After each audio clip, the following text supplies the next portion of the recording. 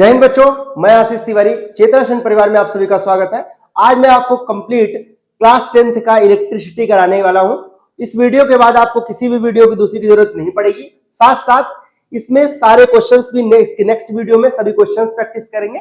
इसमें सारे कॉन्सेप्ट सीख जाएंगे और इसके बाहर आपको कोई भी सोर्सेस की जरूरत नहीं पड़ेगी। क्लियर? चलिए बात करते हैं इलेक्ट्रिसिटी पर। इलेक्ट्रिक करंट की बात करते हैं ना। सबसे पहले बात करें इलेक्ट्रिक करंट है क्या, तो इलेक्ट्रिक करंट के विषय में जानेंगे। डेफिनेशन क्या है इलेक्ट्रिक करंट की? देखिए करंट क्या है? Flow of charge. क्या है? Flow of charge. किसी वायर में कितना फ्लो ऑफ चार्ज हो रहा है। तो हमने कहा कि इलेक्ट्रिक करंट क्या होता है? Basically flow of charge per unit time. Flow of charge per unit time is called electric current. Electric current.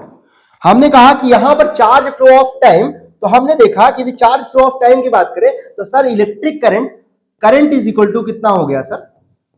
Current is equal to होता है सर चार्ज अपॉन टाइम। कितना? Charge upon time. It means current को यदि represent करेंगे I से, तो I is equal to कितना? Q upon T. तो हमने कहा कि एसआई यूनिट ऑफ करंट है क्या, तो sir SI unit of current है एम्पियर। क्या है? Ampere. SI unit of current, SI unit of current है सर एम्पियर। क्लियर? तो हमने कहा 1 एम्पियर को यदि डिफाइन करना हो तो 1 एम्पियर इज इक्वल टू कितना? चार्ज। चार्ज क्या होता है? देखो सुनो, चार्ज की बात करें पहले। चार्ज होता क्या है? Charge basically property of matter होता है। चार्ज होता क्या है? Charge is intrinsic property of matter. Intrinsic property of matter किसी चार्ज की आंतरिक प्रॉपर्टी है। अब यहां पर माइंड बैठाइए, चार्ज दो टाइप के हो सकते हैं। टाइप ऑफ चार्ज दो टाइप के हो सकते हैं।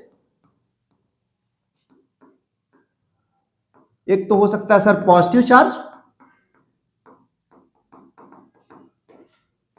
पॉजिटिव चार्ज, और दूसरा हो सकता है सर निगेटिव चार्ज। क्या हो सकता है? Negative charge.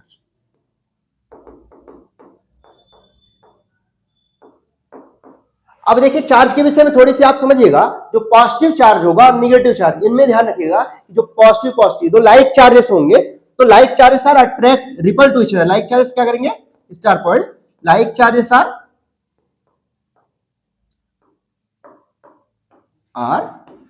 Ripple to each other,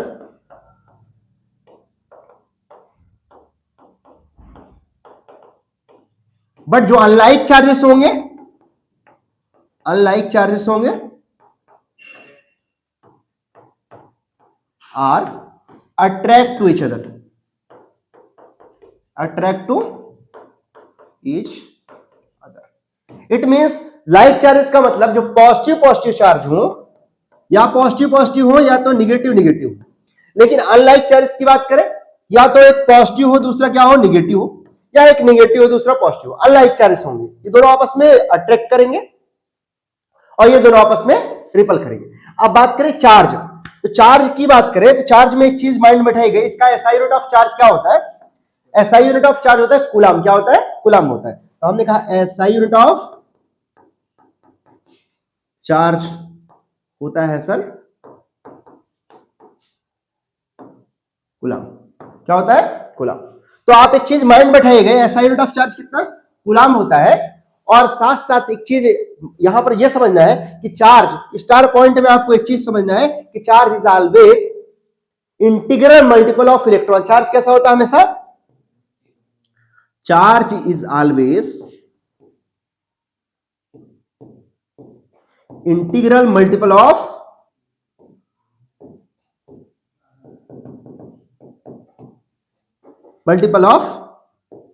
electrons. Charge क्या होता है? हमेशा इंटीग्रल मल्टीपल ऑफ इलेक्ट्रॉन्स होता है। इट मींस कि चार्ज कैसा होता है, चार्ज हमेशा इंटीजर वैल्यू के फॉर्म में, जब नंबर ऑफ इलेक्ट्रॉन्स कोई भी चार्ज होता है उसमें इलेक्ट्रॉन और प्रोटॉन होते हैं, इलेक्ट्रॉन और प्रोटॉन से ही मिलकर बनता है।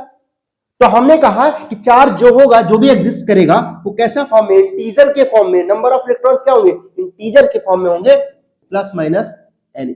इसका मतलब n की वैल्यू कभी फ्रैक्शनल नहीं हो सकती है, n की वैल्यू कभी डेसिमल फॉर्म में नहीं हो सकती। तो हमने कहा क्यों, इसे बोलते हैं quantization of charge, quantization of charge. तो हमने कहा n की वैल्यू, इसे बोलते हैं बेसिकली, इस प्रॉपर्टी को क्या बोलते हैं सर, इस प्रॉपर्टी को बोलते हैं quantization of charge, quantization of charge. अब एक चीज समझिएगा, तो n क्या है, n is a integer, n is a integer, तो इट मींस n की वैल्यू कैसी हो सकती है, n की value sir plus minus 1, plus minus 2, plus minus 3, कुछ भी हो सकती है ना। n इंटीजर वैल्यू हो सकती है। इंटीजर क्या होता है, all positive number, all negative number together with zero, is called integer. तो हमने कहा कि यदि आपसे पूछा जाए कि जैसे मैंने बताया SI unit of charge coulomb होता है, यदि आपसे पूछा जाए यहां से कि सर कि how many electrons in one coulomb of charge, आपसे पूछा जाए कि हाउ मेनी, यदि एक इलेक्ट्रॉन की चार्ज की बात करें, एक इलेक्ट्रॉन की चार्ज होती है सर, एक इलेक्ट्रॉन में चार्ज होता है 1.6 इंटू 10 की power minus 19 coulomb, minus 19 coulomb. अब एक इतना होता है, तो पूछा जाए आपसे कि how many electrons in one coulomb charge, कितने इलेक्ट्रॉन्स होंगे एक कूलम्ब चार्ज में, तो मैंने कहा पूछा आपसे क्वेश्चन कि how many electrons in, how many electrons in one coulomb of charge, एक कूलम्ब चार्ज में कितने इलेक्ट्रॉन्स होंगे। तो हमने कहा Q is equal to sir होता है प्लस माइनस Ne होता है। तो सर चार्ज कितना है, चार्ज है सर 1 कूलम्ब, तो Q की वैल्यू कितनी है, Q की वैल्यू सर 1 कूलम्ब है, 1 कूलम्ब है, तो 1 रख देते हैं is equal to N into, और E की वैल्यू सर कितनी है 1.6 इंटू 10 की पावर माइनस 19, तो sir N is equal to 1 upon 1.6 into 10 की पावर माइनस 19, इसको ऊपर ले गए तो n is equal to 0.625 into 10 की पावर 19, तो हमने कहा कि इसकी नंबर ऑफ इलेक्ट्रॉन की संख्या कितनी है कि 6.25 इंटू 10 की पावर 18 इलेक्ट्रॉन्स, कितने, इतने इलेक्ट्रॉन्स होंगे एक कूलम्ब चार्ज में, इतने इलेक्ट्रॉन्स होंगे। ऐसा ही कह सकते हैं कि एक कूलम्ब चार्ज में इतने इलेक्ट्रॉन्स हो सकते हैं। तो हमने कहा 1 एम्पियर करंट में कितने हो सकते हैं 1 सेकंड तक फ्लो करने में, तो कितने इलेक्ट्रॉन फ्लो करेंगे 6 पॉइंट, मतलब 1 एम्पियर का आपको करंट लग रहा है ना, इतने इलेक्ट्रॉन आपके अंदर चले जा रहे हैं, 6.25 इंटू 10 की पावर 18 इलेक्ट्रॉन। एकदम क्लियर, मेरे हिसाब से कॉन्सेप्ट क्लियर हो रहे होंगे। आगे बात करते हैं। आप देखो सुनो, आपसे पूछ रहा है, हमें बताया कि current is equal to, sir आपको बताया current is equal to sir charge upon time, charge upon time. अब आपको यहीं पर पूछ लेता है कि सर चार्ज अपॉन टाइम होता है तो डिफाइन 1 एम्पियर करंट, पूछेगा आपसे क्वेश्चन कि define 1 ampere current, 1 ampere current कैसे डिफाइन करेंगे 1 एम्पियर करंट। अब देखिए 1 एम्पियर करंट को डिफाइन करना है तो कैसे कहेंगे, if flow of charge is 1 coulomb at a time of 1 second, flow of charge 1 coulomb हो जाए 1 सेकंड तक के लिए, flow of charge of electron 1 ampere को क्या डिफाइन करेंगे, 1 एम्पियर को डिफाइन करेंगे if flow of charge is 1 coulomb, क्या हो जाए 1 कूलम्ब हो जाए for 1 second, for 1 second, then we say that current will be 1 ampere, current क्या होगा 1 एम्पियर होगा, करंट कितना होगा 1 एम्पियर होगा। क्लियर, यदि 1 कूलम्ब चार्ज हो 1 सेकंड तक फ्लो करा जाए at time of 1 second, then आपका जो करंट होगा वो क्या हो जाएगा 1 एम्पियर हो जाएगा। क्लियर ना कॉन्सेप्ट, यहां तक एकदम क्लियर है 100%। आगे बढ़ते हैं, अभी देखिए नेक्स्ट टॉपिक पर बात करते हैं। हम बात करते हैं इलेक्ट्रिक पोटेंशियल क्या है, इलेक्ट्रिक पोटेंशियल क्या है और इलेक्ट्रिक पोटेंशियल डिफरेंस क्या है, इस पर थोड़ी चर्चा करते हैं। हमने कहा इलेक्ट्रिक पोटेंशियल की बात करें, इलेक्ट्रिक पोटेंशियल तो हम बात करते हैं इलेक्ट्रिक पोटेंशियल पर। तो इलेक्ट्रिक पोटेंशियल होता क्या है? हमने कहा कि मान लीजिए कोई इनफाइनाइट से कोई एक पॉइंट है, इनफाइनाइट पे एक पॉइंट है, इनफाइनाइट से किसी यूनिट पॉजिटिव चार्ज को किसी एक दैट पॉइंट ए तक लाने पर, अब इनफाइनाइट से किसी यूनिट पॉजिटिव चार्ज को किसी दैट पॉइंट तक लाने में कुछ ना कुछ तो वर्क डन करना पड़ेगा, जो वर्क डन एक्सटर्नल होगा इस यूनिट पॉजिटिव चार्ज द्वारा। मैं कह रहा ये चार्ज कितना है सर? Q है। इस यूनिट पॉजिटिव चार्ज द्वारा कुछ वर्क डन करना पड़ेगा, तो सर यही पोटेंशियल कहलाएगा। Potential is equal to work done external from infinite to A, work done external from infinite to A upon कितना? Q, charge, unit positive charge. तो हम कह सकते हैं यही हमारा पोटेंशियल होगा। पोटेंशियल की डेफिनेशन की बात करें तो हम डिफाइन कर सकते हैं कि form if we move unit positive charge from infinite to that point, then net external work done by unit charge is called electric potential। क्या कहलाएगा? इलेक्ट्रिक पोटेंशियल कहलाएगा। अब हमने कहा कि V is equal to W by Q होता है, तो सर इसका SI यूनिट ऑफ पोटेंशियल क्या होगा? Sir SI unit of electric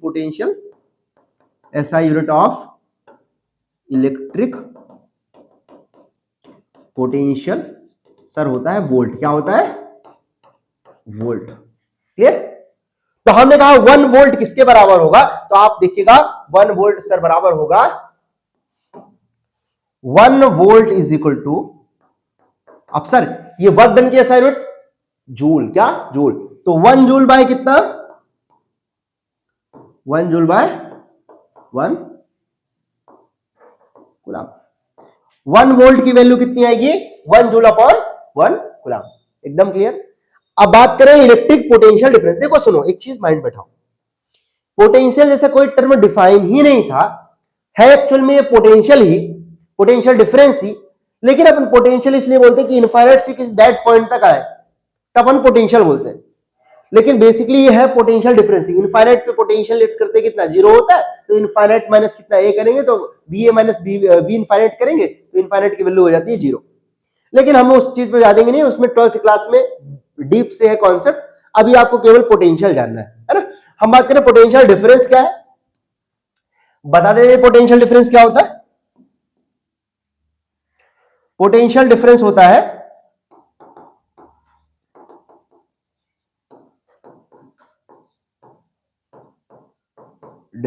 है कि difference of potential between 2 points, difference of electric potential between 2 point are called electric potential difference. Electric potential difference. अब देखिए क्या होगा इलेक्ट्रिक पोटेंशियल डिफरेंस, तो आप समझेंगे।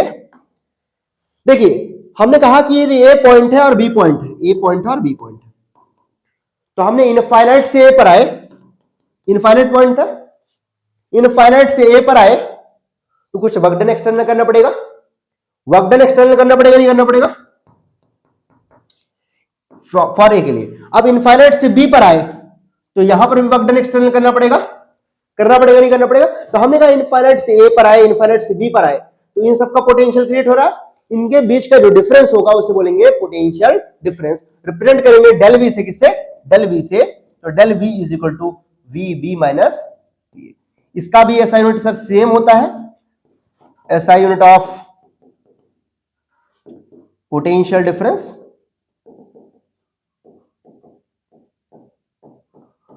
कितना होगा, वोल्ट। क्लियर कॉन्सेप्ट, एकदम क्लियर कॉन्सेप्ट, डन। सिंबल इसका V होता है, सिंबल किससे रिप्रेजेंट करते हैं, इसका सिंबल क्या होता है, V होता है, ठीक है, सिंबल होता है V। क्लियर ना कॉन्सेप्ट। चलिए तो आप लोग इसको नोट कर लीजिएगा कंप्लीट, इलेक्ट्रिक पोटेंशियल और आपका इलेक्ट्रिक पोटेंशियल डिफरेंस आपको कंप्लीट नोट करना है। इसके बाद बात करते हैं अगले टॉपिक पर। अब देखिएगा हमें जानना क्या है, हमें जानना है ओम्स लॉ। क्या जानना है, ओम्स लॉ। ओम्स लॉ क्या कहता है, देखो हमने कहा ओम्स लॉ कहता क्या है,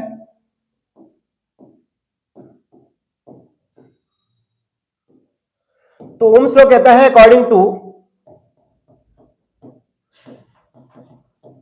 ओम्स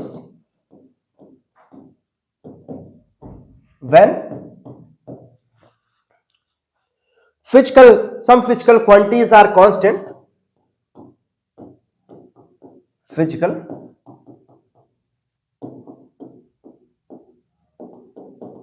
are constant, ऐसी कंडीशन में electric potential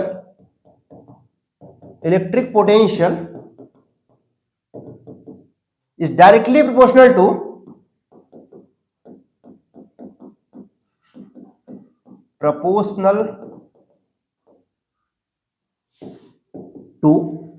electric current.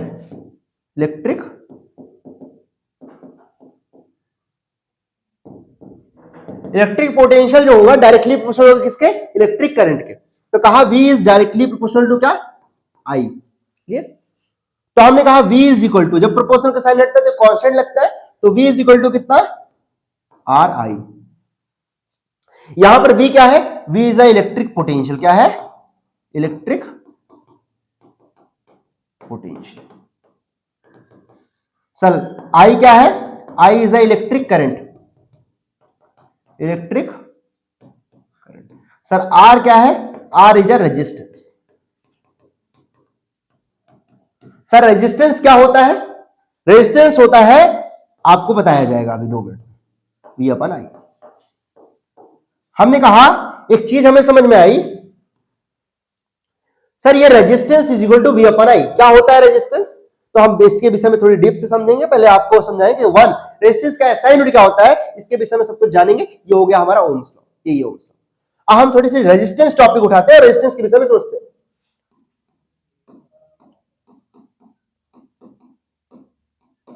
Resistance को उठाते हैं। रेजिस्टेंस फ्लो ऑफ करंट को क्या करता है, रोकता है सीधा सीधा। जितने भी चार्ज फ्लो कर रहे हैं ना, चार्ज फ्लो को रोकने का काम कौन करता है, रेजिस्टेंस करता है। तो हमने कहा resistance always opposes, resistance is a property of matter. Resistance क्या होता है, it is a property of matter, it is a property of matter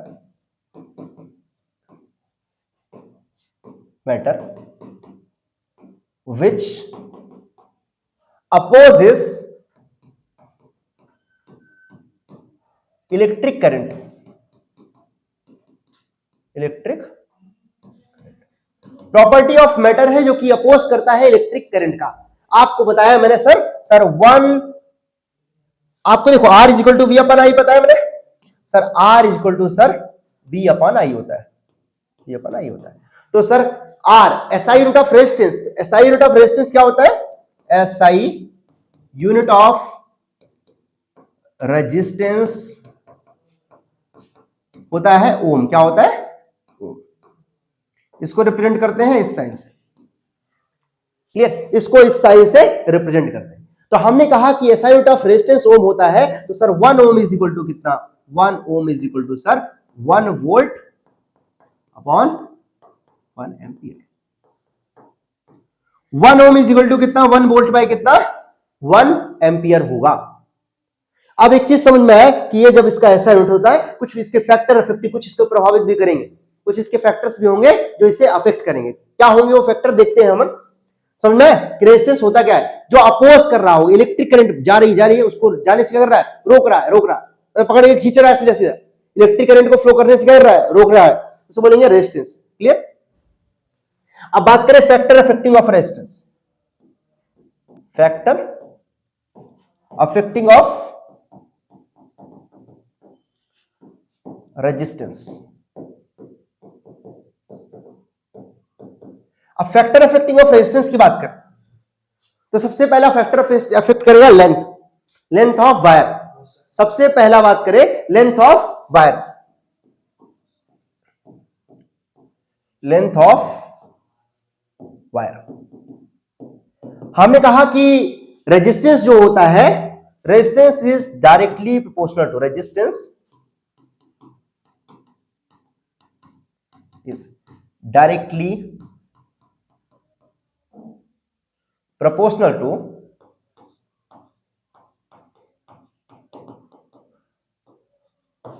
to length of wire. Length of wire. It means resistance is directly proportional to length of wire. It means length of wire जितनी आप increase करो, मतलब wire की यदि length आप increase कर रहे हो ना, तो रेजिस्टेंस ऑल्सो इंक्रीज हो जाएगा, रेजिस्टेंस उसका बढ़ जाएगा, और रेजिस्टेंस इंक्रीज कर जाएगा तो आपको पता है रेजिस्टेंस इंक्रीज करने से करंट क्या होगा, डिक्रीज कर जाएगा। हमने कहा लेंथ बढ़ाया, लेंथ बढ़ा दिया, रेजिस्टेंस इंक्रीज कर गया। अब रेजिस्टेंस इंक्रीज कर गया तो सर करंट क्या होगा, करंट सर डिक्रीज कर जाएगा। क्या करेगा, करंट डिक्रीज कर जाएगा। एकदम क्लियर? हमने कहा रेजिस्टेंस में लेंथ ऑफ वायर बढ़ा दिया, मतलब किसी भी वायर की लेंथ बढ़ा दिया, रेजिस्टेंस बढ़ जाएगा, रेजिस्टेंस बढ़ जाएगा तो सर करंट क्या होगा, करंट भी बढ़ जाएगा। एकदम क्लियर? नेक्स्ट है आपका फैक्टर अफेक्टिंग क्या है, cross sectional area. Cross sectional area, तो ध्यान दीजिए क्रॉस सेक्शनल एरिया में क्या होता है, हमने कहा कि रेजिस्टेंस जो होता है इनवर्सली प्रोपोर्शनल होता है किसका, resistance is inversely proportional to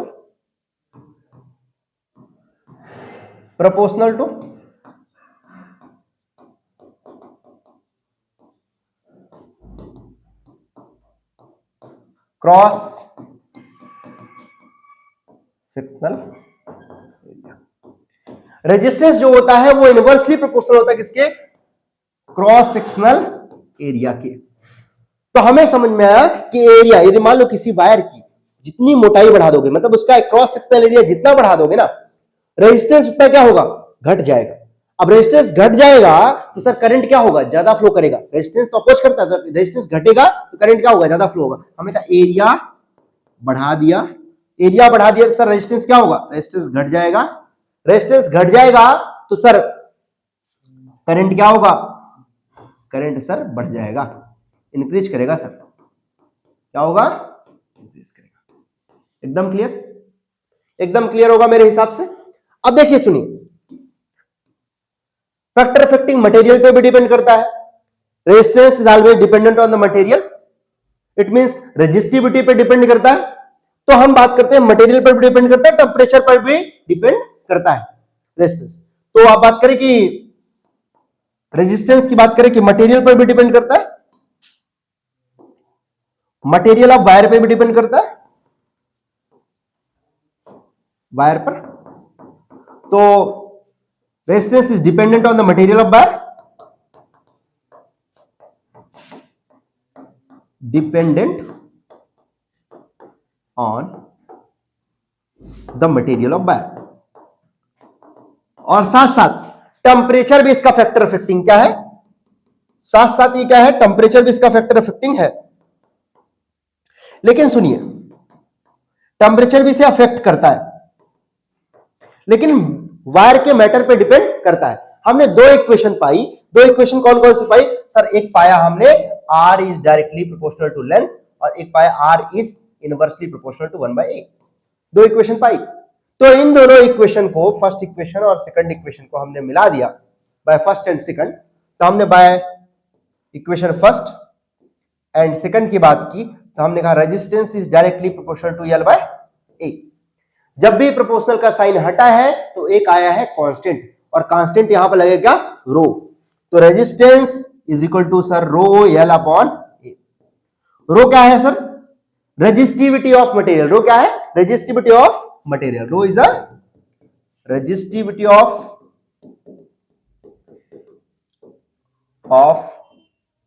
material.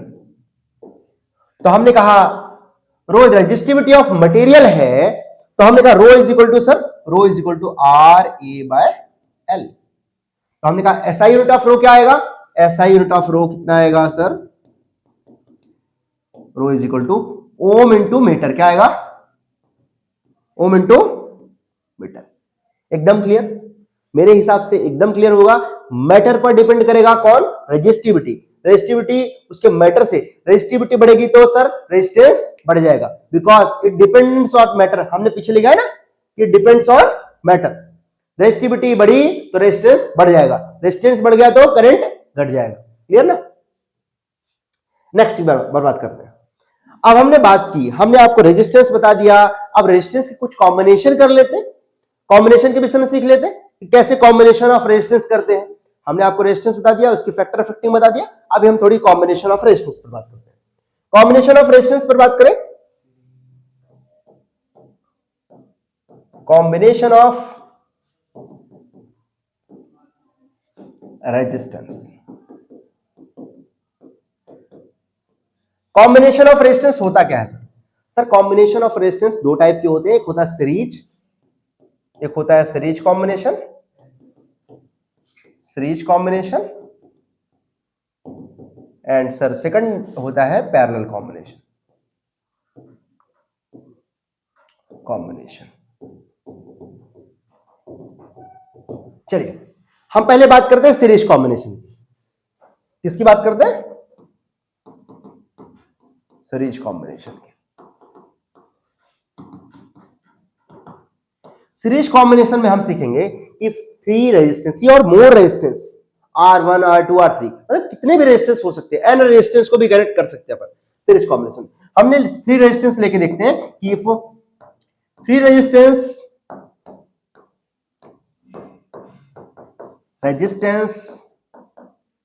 कौन कौन से sir, R1, R2, R3 are connected in a series, are connected in series combination,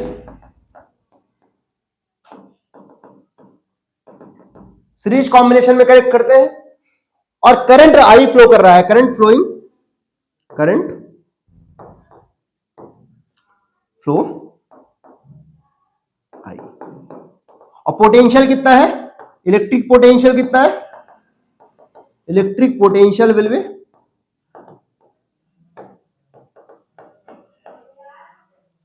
V1, V2, V3, ये तीन हमारे इलेक्ट्रिक पोटेंशियल है।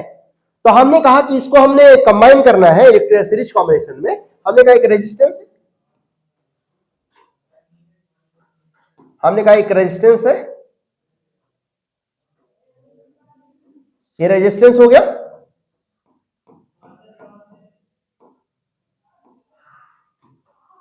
हमने कहा तीन resistance R1, R2 and R3 है। तीन resistance R1, R2 and R3 तीन रेजिस्टेंस है। हमने कहा करंट कितना फ्लो कर रहा है, करंट सर I फ्लो कर रहा है, करंट सर I फ्लो कर रहा है। हमें पता है सीरीज कॉम्बिनेशन में एक चीज माइंड बैठाना है कि इन सीरीज कॉम्बिनेशन, इन सीरीज कॉम्बिनेशन क्या होगा, करंट क्या होगा, सेम होगा, करंट क्या होगा, सेम होगा, बट पोटेंशियल क्या होगा, पोटेंशियल सर डिफरेंट होगा, क्या होगा, डिफरेंट होगा। ठीक है, सीरीज कॉम्बिनेशन में करंट क्या होगा, same, but potential is a different. हमें पता है, आपको भी पता है कि सर इसका पोटेंशियल सर V1, इसका पोटेंशियल V2 और इसका पोटेंशियल V3। हमने कहा कि इस सर्किट में हमने ओम्स लॉ पढ़ा है, according to Ohm's law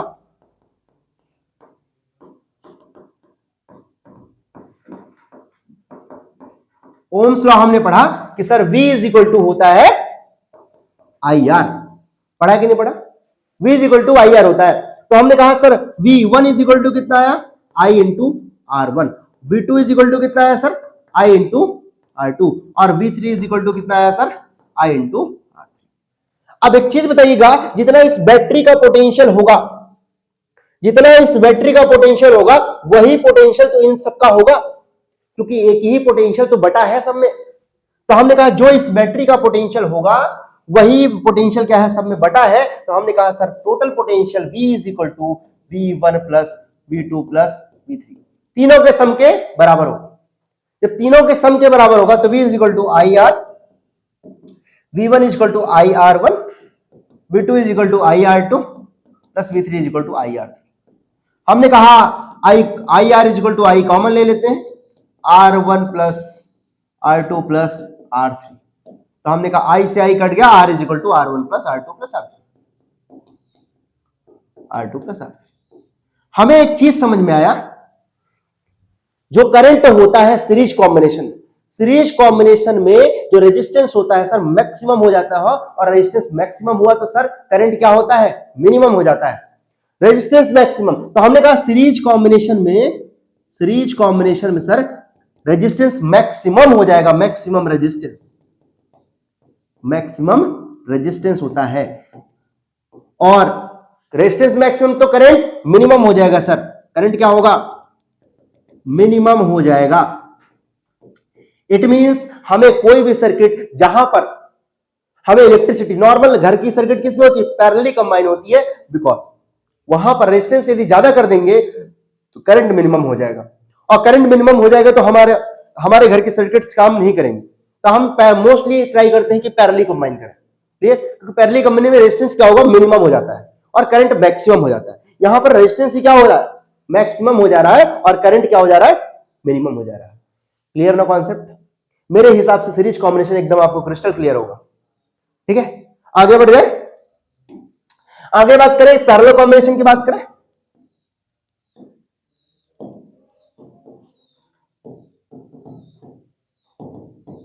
parallel combination की बात करें तो प्यार से देखिएगा आप लोग, पैरेलल कॉम्बिनेशन होता क्या है। अब सबसे पहले बात करें पैरेलल कॉम्बिनेशन होता क्या है कि if 3 or more resistors are connected in a parallelly,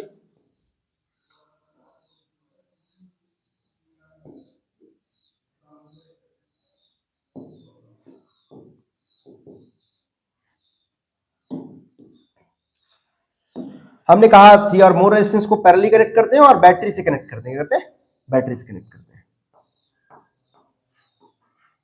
तो देखिए हमने कहा 3 रेजिस्टेंस R1, R2 और R3 को हम क्या करते हैं, पैरेलली कंबाइन करते हैं। सर इनके बीच का पोटेंशियल सर कितना है, इनके बीच का पोटेंशियल सर V है, कितना पोटेंशियल V है। और सर यहां से करंट जा रहा था I, कितना जा रहा था I। अब आपको पता है 3 वायर जा रहे हैं, तो 3 वायर जा रही है तो यहां पर करंट होगा डिवाइड, सर यहां पे होगा I1, यहां पे होगा I2 और यहां पे होगा I3। श्योर कि नहीं? इट मींस यहां पर पोटेंशियल सर दोनों पॉइंटों पर सेम होगा, पोटेंशियल इस बार सेम और current sir different. Potential same है, पोटेंशियल सेम और करंट डिफरेंट। करंट क्या होगा, डिफरेंट। क्लियर? तो हम देखते हैं कि पोटेंशियल सेम है और करंट डिफरेंट है, तो हम लिखेंगे कि यहां पर इफ 3 और मोर रेजिस्टेंस, इफ थोड़ी सी इसके विषय में डाल देंगे, इफ 3 रेजिस्टेंस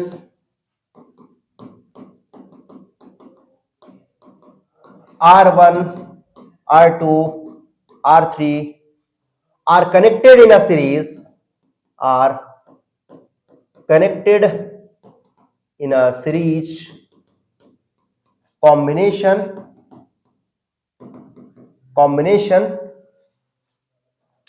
current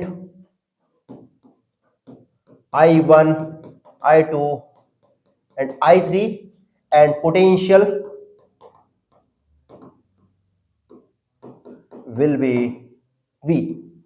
पोटेंशियल कितना हो, V हो। तो सर इसको कॉम्बिनेशन करते हैं तो sir I is equal to होता है सर V अपॉन R। कितना होता है, V upon R, Ohm's law, according to Ohm's law. तो हमने कहा I1 is equal to sir V upon R1, I2 is equal to sir V upon R2 और I3 is equal to sir V upon R3। 3 equation हो गए। अब इन तीनों equation को हमने कहा जो नेट करंट था ना, यही तो डिवाइड हुआ करंट I1, I2, I3 में, तो हमने कहा यही I है, जो I था वही I1 प्लस I2 और I3 में डिवाइड हुआ सर। हम कहा I की वैल्यू सर कितनी है, I की value sir V upon R है, कितनी है, V अपॉन R। I1 की value sir V upon R1 plus V upon R2 plus V upon R3।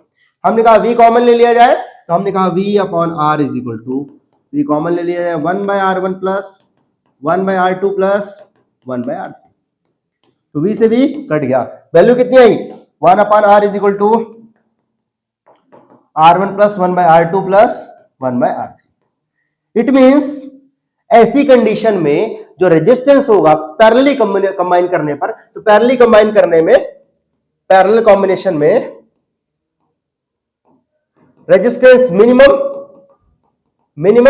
Resistance minimum, तो करंट सर मैक्सिमम। क्या करंट? मैक्सिमम। करंट सर हो जाएगा maximum. Clear ना concept? तो सारे कॉम्बिनेशन हुए। अब हम बात करेंगे कुछ इंपॉर्टेंट टॉपिक पर। तो हमने कहा इलेक्ट्रिक पावर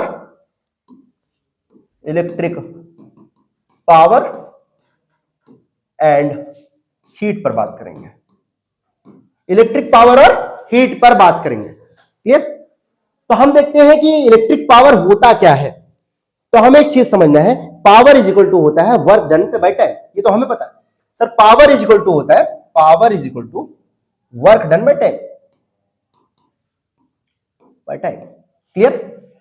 अब एक चीज सुनो, बहुत ही सिंपल सा कॉन्सेप्ट है। हमने कहा कि आपको याद होगा कि पोटेंशियल इज इक्वल टू, आपको पढ़ाया गया potential is equal to work done by charge. पढ़ाएगा नहीं पढ़ाएगा? Potential is equal to, potential V is equal to work done by time, charge पढ़ाएगा वर्क डन बाय चार्ज। तो सर वर्क डन बाय बराबर कितना आएगा? Work done is equal to V into q आ जाएगा नहीं आएगा? Work done is equal to V into q आएगा नहीं आएगा? आएगा कि नहीं आएगा बताओ? पढ़ाएगा ना इलेक्ट्रिक पोटेंशियल पे। तो सर यहां से power is equal to sir V into Q और अपॉन कितना T। और आपको एक फॉर्मूला मिलता है कि सर कि charge by time is equal to क्या? करंट। क्या? करंट। तो करंट इज इक्वल टू क्या होता है sir? Current is equal to आपने पढ़ाया है charge upon time. It means I is equal to Q upon T। तो क्या हो जाएगा? Power is equal to V into I, power is equal to V into I. Clear? अब power is equal to V into I आया है, तो हमने कहा कि अकॉर्डिंग टू ओम्स लॉ, ये तो फॉर्मूला है ही हमारा, लेकिन इसके 3 फॉर्मूले बनेंगे। हमने कहा V is equal to sir कितना? तो V is equal to sir होता है, आपको पता है IR, according to Ohm's law. Ohm's law से हमने कहा ओम्स लॉ की वैल्यू पुट कर देते हैं, IR इंटू आई। तो sir power is equal to sir value आएगी कितनी? I square R। कितनी आएगी? Power is equal to I square R। ये भी एक फॉर्मूला बन गया। क्लियर? अब पावर इज इक्वल टू जब I स्क्वायर R है, पावर इज इक्वल टू जब I स्क्वायर R है, तो यहां से एक चीज देखिए, I इज इक्वल टू, आपने कहा सर ये भी तो फॉर्मूला होता है ओम्स लॉ के थ्रू, तो हम पुट कर दिया जाए इधर। तो power is equal to sir V by R का कितना? Whole square into R। तो sir power is equal to V square by R का स्क्वायर इंटू R। R से R कट गया, कितना है? Power is equal to V square by R। ये भी एक फॉर्मूला बन गया। एकदम क्लियर है कि नहीं क्लियर है? आप कहें कि सर पावर तो पढ़ा दिए, सर पावर का मतलब क्या है? SI यूनिट क्या है इसकी? SI unit of power, SI unit of power कितना है? SI unit of power watt. अब सर ये वॉट किसके बराबर होता है? वॉट। हमें पढ़ाया गया power is equal to work done by time. तो सर 1 वॉट किसके बराबर होगा? 1 वॉट बराबर होगा किसके? 1 जूल बाय 1 सेकंड के। एकदम clear? 1 watt is equal to कितना? 1 जूल बाय 1 सेकंड के इक्वल होगा। क्लियर? अब आपने एक चीज देखा होगा, आपने मीटर, आपके घर में मीटर है, तो मीटर में आपने देखा होगा कुछ ऐसा लिखा रहा होगा कि किलोवाट आवर लिखा होगा। आपने पूछा कि सर कितने यूनिट आया? आप जब रेंट से रहते हो तो पूछते कितने यूनिट आया, बोले आपने कहा 10 यूनिट आया। 10 यूनिट का मतलब क्या होता है? तो अब आप घर में रहना, तो आप बता देना कि आपने कितना एनर्जी कंजप्शन किया, तो आप बता पाओगे। देखो उसे यूनिट का मतलब क्या होता है सर? 1 किलोवाट आवर जो होता है, 1 किलोवाट आवर जो होता है वो 1 यूनिट के इक्वल होता है। क्या होता है? 1 यूनिट के इक्वल होता है। इट मींस 1 यूनिट जो होगा 1 किलोवाट आवर, तो 1 किलो मतलब 1000 इंटू आवर मतलब 3600 सेकंड, तो वॉट इंटू कितना?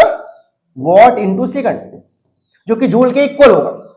तो हमने कहा कि 1 यूनिट में, एक यूनिट में कितने जूल होता है? 3.6 इंटू 10⁶ जूल हम कंजप्शन करते हैं। किसका sir? Energy consumption. Energy consumption कितना होता है? 3.6 इंटू 10⁶ जूल एनर्जी हम कंजप्शन करते हैं एक यूनिट बराबर। अब मतलब समझ लो 36 लाख जूल, हम एक यूनिट मतलब 36 लाख जूल हर महीने सबके यहां आता है। 40, 50, 100, 200 यूनिट आता है। अब समझो कितना एनर्जी कंजप्शन कर रहे हो। अब देखो, अब बात कर रहे हैं हीट पर। किस पर बात कर रहे हैं? हीट पर। Electric heat. अब आप एक चीज समझोगे, जब आप क्या करते हो, जब आप मान लीजिए करंट फ्लो करते हैं तो वायर हीट करती है। क्या करती है? हीट करती है। उस इलेक्ट्रिक करंट का हीट के फॉर्मूला समझना है, क्या कैसे बनता है वो हीट। तो हमने कहा कि ये देखिए, हमने कहा कि पावर इज इक्वल टू, आपने पढ़ाया सर I² R पढ़ाया, I² R पढ़ाया। अब आपको पता है कि जो नेट वर्क डन है वही तो हीट होती है। जो नेट वर्क डन होता है उसके कारण तो हीट बनती है। तो हमने कहा पावर इज इक्वल टू, आपने पढ़ाया sir power is equal to work done by time. It means जो वर्क डन होगा वही हीट में कन्वर्ट होगी, जो वर्क डन है वही तो हीट में कन्वर्ट हुआ। तो power is equal to sir heat upon time. क्या? Heat upon time. तो सर यहां से heat upon time is equal to sir I² R। तो heat is equal to sir कितना? I² R into T. तो हमारा ये हीट का फॉर्मूला भी आ गया। क्लियर ना? तो हमारा इलेक्ट्रिक करंट के जितने टॉपिक्स थे, टॉपिक सारे खत्म होते हैं। इसके बाद नेक्स्ट वीडियो में अपन सारे क्वेश्चंस करेंगे और सारे प्रीवियस ईयर क्वेश्चंस करेंगे। इसके बाहर आपको कहीं की जाने की जरूरत नहीं है। Thank you.